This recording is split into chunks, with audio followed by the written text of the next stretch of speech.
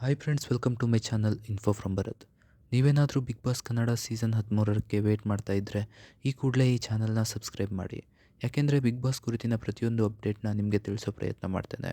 ಹಾಗೆ ಈ ವಿಡಿಯೋ ಇಷ್ಟ ಆದರೆ ಒಂದು ಲೈಕ್ ಮಾಡಿ. ಬನ್ನಿ ವಿಡಿಯೋನ ಶುರು ಮಾಡೋಣ. ಬಿಗ್ ಬಾಸ್ ಕನ್ನಡ ಸೀಸನ್ 13ರ ಅಗ್ನಿ ಪರೀಕ್ಷೆ ಬಹಳ ಜೋರಾಗಿಯೇ ಸಾಗ್ತಾ ಇದೆ. ದಿನದಿಂದ ದಿನಕ್ಕೆ ಇದರ ಕಾವು ಹೆಚ್ಚಾಗ್ತಾನೇ ಇದೆ. ಈಗಾಗಲೇ 4 ಟೀಮ್ಗಳು ಪಾಯಿಂಟ್ಗಾಗಿ ಹೋರಾಟ ಮಾಡ್ತಾ ಇದೆ. ಇದರಲ್ಲಿ ಸದ್ಯಕ್ಕೆ ಟೀಮ್ ಸಂಗೀತ ಶೃಂಗೇರಿ ತಂಡ ಅತಿ ಹೆಚ್ಚು ಅಂಕ ಗಳಿಸಿ ಟಾಪ್ನಲ್ಲಿ ಕೂತಿದ್ದಾರೆ. ಮೊದಲನೇ ದಿನದ ಟಾಸ್ಕ್ ಅಂತ್ಯದಲ್ಲಿ ಟೀಮ್ ವಿನಯ್ ಗೌಡ ಹಾಗೂ ಟೀಮ್ ಸಂಗೀತ ಶೃಂಗೇರಿ ತಂಡ 100 ಅಂಕಗಳನ್ನು ಗಳಿಸಿ ಮೊದಲನೇ ಸ್ಥಾನದಲ್ಲಿ ಇದ್ದರು. ಹಾಗೆ ಟೀಮ್ ಶ್ರುತಿ ಹಾಗೂ ಚಂದನ್ ಶೆಟ್ಟಿ ಯಾವುದೇ ಅಂಕ ಇರಲಿಲ್ಲ.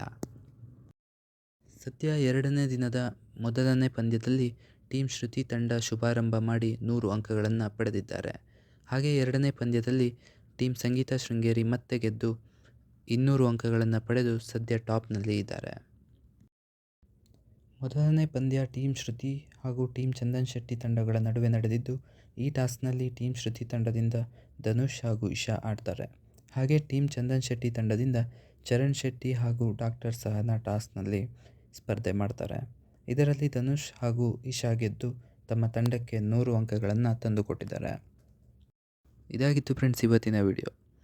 ಬಿಗ್ ಬಾಸ್ ಕನ್ನಡ ಸೀಸನ್ 13ರ ಅಗ್ನಿ ಪರೀಕ್ಷೆಯಲ್ಲಿ ನಿಮ್ಮ ನೆಚ್ಚಿನ ತಂಡ ಯಾವುದು ಅನ್ನೋದನ್ನು ಕಾಮೆಂಟಲ್ಲಿ ತಿಳಿಸಿ. ಇದೇ ರೀತಿ ಇನ್ನೂ ಹೆಚ್ಚಿನ ವಿಡಿಯೋಗಳಿಗೆ ತಪ್ಪದೇ ಈ ಚಾನಲ್ನ ಸಬ್ಸ್ಕ್ರೈಬ್ ಮಾಡಿ. ಮುಂದಿನ ವಿಡಿಯೋದೊಂದಿಗೆ ಮತ್ತೆ ಸಿಗೋಣ. Thank you.